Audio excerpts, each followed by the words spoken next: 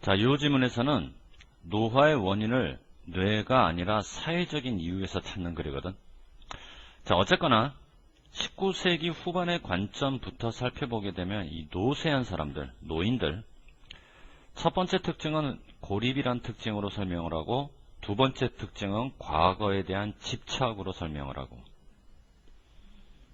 그럼 이제 머릿속에 떠오르는 단어는 진보라는 단어가 떠올라, 위축이라는 단어가 떠올라. 이제 위축이라는 단어가 떠오르지. 과거에 집착한다는 걸로 봐서. 그러니까 발전 또는 진보를 나타내는 프로그레션이 아니라 이제 위축으로 번역이 되는 withdrawal. 자, 그러면 여기서는 노쇠한 사람들의 또 다른 특징으로는 날카로움, 예민함보다는 활기 부족으로 번역이 되는 dullness. 크게 중요한 문제는 아니지만, 게다가 19세기 후반의 관점에서 보게 되면 노쇠한 사람들은 관심이 없어, 세상 일에는. 이와 같은 것들이 바로 19세기 관점으로 볼 때 특징적으로 표현되는 거지. 바로 노쇠한 사람들의 심프텀이다. 증상.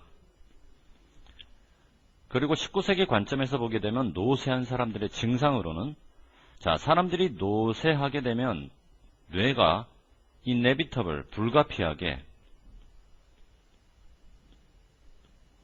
퇴화를 하잖아. 거기에 대해서 노인들이 사회적으로 뭐를 느끼냐면 shame, 수치심을 느낀다고. 나이가 들어서 뇌가 불가피하게 퇴화가 되는 것에 대한 사회적 수치심, 그거를 바로 노쇠의 증상이라고 보는 거야. 이게 바로 19세기 후반의 관점이지. 사회적으로 노인들이 느끼는 수치심이 바로 노쇠의 증상이다. 그러다가 관점이 바뀌기 시작하는 게 바로 제2차 세계대전부터. 그때부터는 노화와 관련된 학문적 담론이 이와 같은 특징들을 뭐라고 표현했냐면, 그거는 노쇠의 증상이 아니라 원인이고 이유다. 관점이 바뀌었지. 옛날에는 사회적 수치심을 노쇠의 증상으로 봤다가 지금은 사회적 수치심을 오히려 노쇠의 원인으로 보는 거야. 다시 말해서 노쇠하면 수치심을 느낀다. 였던 논리가 수치심을 느끼게 되면 이게 노쇠로 이어진다 라는 식으로 이제 원인 결과가 바뀌었다고 보면 되는 거지.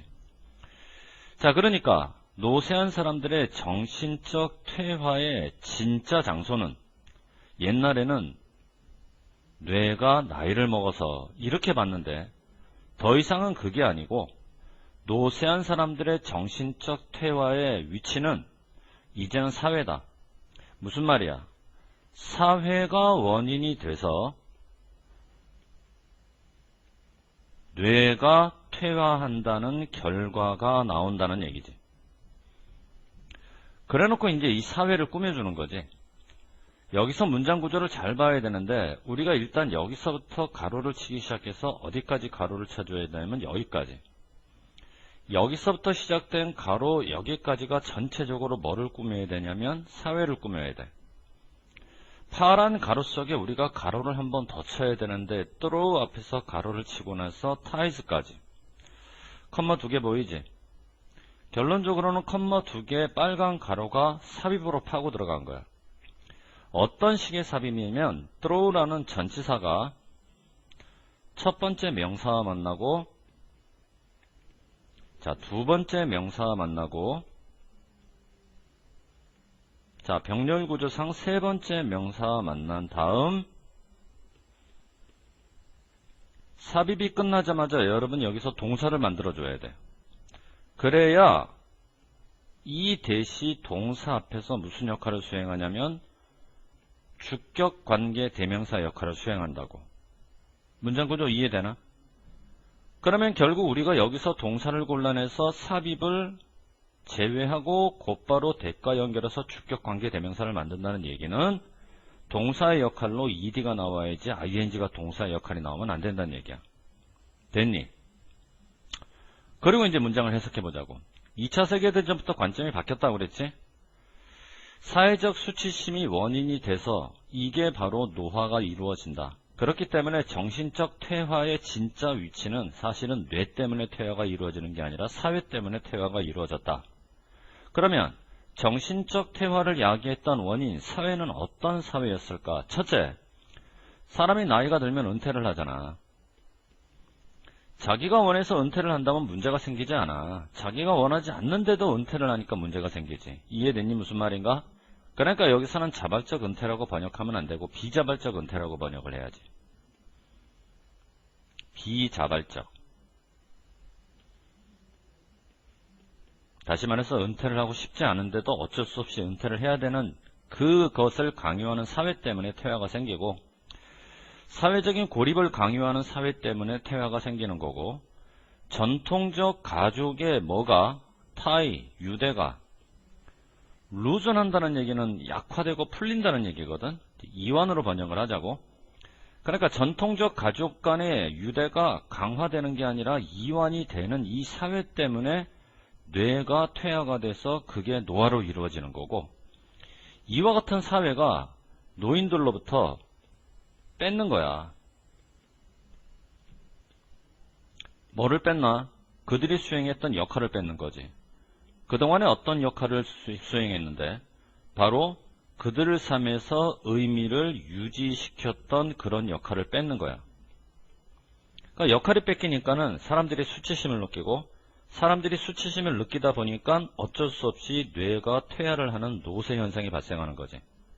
그럼 여기까지 필자가하고 싶은 얘기는, 지금까지 19세기 후반까지는 노쇠는 뇌가 늙어서 라는 생물학적 관점에서 봤는데, 2차 세계대전 이후부터는 관점이 어떻게 되냐면, 노쇠는 뇌가 늙어서 라는 생물학적 관점이라기보다는 노쇠는 사회 때문에 라고 하는 사회적 관점으로 바뀌었다는 얘기지. 대충 무슨 말인지 이해돼?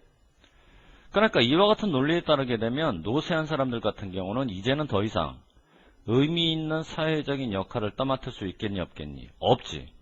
그러니까 여기서는 빼앗기다, 박탈되다에 해당하는 deprive가 나와야지, 유래되었다라고 번역이 되는 derive가 나오면 안 되는 거야. 이해됐니? 무슨 말인가? 자, 빼앗긴.